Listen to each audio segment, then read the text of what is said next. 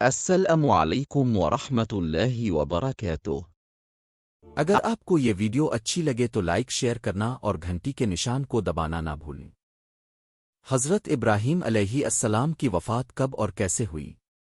منقول ہے کہ حضرت ابراہیم علیہ السلام نے ایک دفعہ ایک فرشتے سے ملاقات کی۔ اس سے دریافت کیا کہ تم کون ہو؟ اس نے کہا کہ میں ملک الموت ہوں۔ آپ نے پوچھا کیا ایسا ہو سکتا ہے کہ تم اپنی وہ صورت مجھے دکھاؤ جس سے تم مومنوں کی روح قبض کرتے ہو؟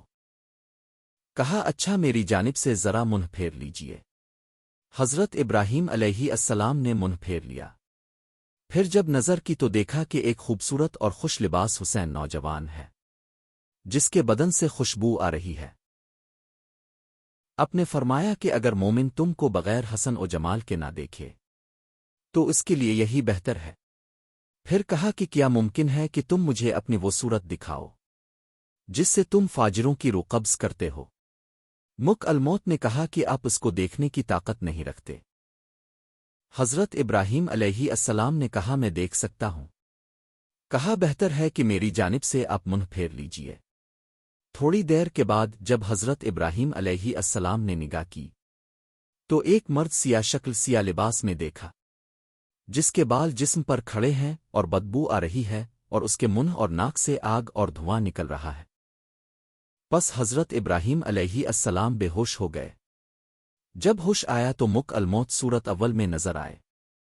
فرمایا اے ملک الموت اگر فاجر تم کو اسی صورت میں دیکھے تو اس کے عذاب کے لیے یہی کافی ہے۔ حضرت امام جعفر صادق علیہ السلام سے منقول ہے کہ رسول خدا نے فرمایا کہ حضرت ابراہیم علیہ السلام کی عمر 175 سال کی تھی۔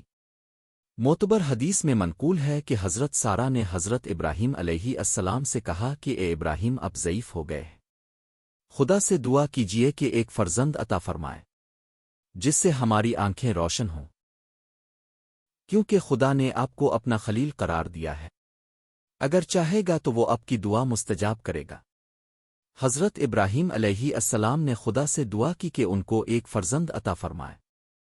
خدا نے ان پر وہی فرمائی کہ ہاں ایک عقل مند لڑکا تمہیں عطا کروں گا۔ ابراہیم علیہ السلام اس خوشخبری کے 3 سال تک منتظر رہے۔ پھر خدا کی طرف سے وہ موقع آیا کہ جب حضرت سارہ نے کہا کہ اے ابراہیم علیہ السلام اب ضعیف ہو گئے ہیں اور اب موت کے قریب ہونے کو ہے، آپ ایسا کریں کہ خدا آپ کی موت میں تاخیر کرے اور عمر دراز کرے تاکہ آپ میرے ساتھ لمبی زندگی گزاریں تو زیادہ بہتر ہو۔ ابراہیم علیہ السلام نے خدا سے سوال کیا جیسا کہ حضرت سارہ نے التماس کی تھی۔ حق تعالیٰ نے ان کو وحی کی کہ جس قدر چاہو تم کو زندگی عطا کر دوں۔ حضرت ابراہیم نے حضرت سارہ کو خبر دی۔ انہوں نے کہا خدا سے دعا کیجئے کہ جب تک اب خود موت کے طالب نہ ہو آپ کو موت نہ آئے۔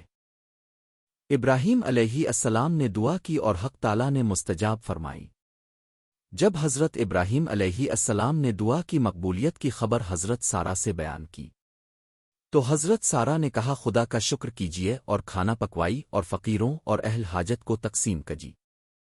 ابراہیم علیہ نے دعوت عام کی۔ جب لوگ حاضر ہوئے تو ان میں ایک کمزور نابینا بوڑھا شخص بھی تھا جس کے ساتھ اس کو سہارا دینے کے لیے ایک شخص بھی تھا۔ وہ دسترخوان پر بیٹھا۔ جب وہ لقمہ اٹھا کر منہ میں لے جانا چاہتا تو اس کا ہاتھ ہل جاتا اور لقمہ داہنے سے بائیں ہو جاتا تھا، یہاں تک کہ ایک مرتبہ لقمہ اس کی پیشانی پر جا لگا۔ اس کے ساتھی نے اس کا ہاتھ پکڑ کر اس کے منہ تک نوالا پہنچایا۔ پھر اس نابینا نے دوسرا نوالا لیا، اس کا ہاتھ کانپا اور لقمہ اس کی آنکھوں تک جا پہنچا۔ ابراہیم علیہ السلام کی نگاہ اسی کی جانب تھی۔ آپ کو یہ حال دیکھ کر حیرت ہوئی اور اس کے ساتھی سے اس کے اس حال کا سبب دریافت کیا۔ اس نے کہا آپ اس مرد کا جو حال ملاحظہ کر رہے ہیں یہ کمزوری اور بڑھاپے کے سبب سے ہے۔ ابراہیم علیہ السلام نے اپنے دل میں سوچا کہ میں بھی اگر بہت بوڑھا ہو جاؤں گا تو اسی مرد کی طرح ہو جاؤں گا۔ پھر اپنے دوبارہ خدا سے دعا کی کہ خداوندہ میری موت کا وہی وقت بہتر ہے جو میرے لیے پہلے تو مقرر کر چکا تھا، کیونکہ اس حال کو مشاہدہ کرنے کے بعد مجھے زیادہ عمر کی ضرورت نہیں ہے۔ حدیث معتبر میں حضرت امیر المومنین علی رضی اللہ عنہ سے منقول ہے کہ جب خدا نے چاہا کہ ابراہیم علیہ السلام کی روح قبض کرے تو ملک الموت کو ان کے پاس بھیجا۔ کہا السلام علیک ابراہیم اپنے سلام کا جواب دیا۔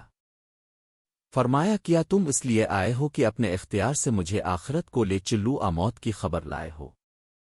الموت نے کہا کہ جی میں اسی لیے آیا ہوں اور آپ کو اب کی خواہش سے خدا کی ملاقات اور عالم قدس کی جانب دعوت دیتا ہوں، لہذا قبول کیجیے۔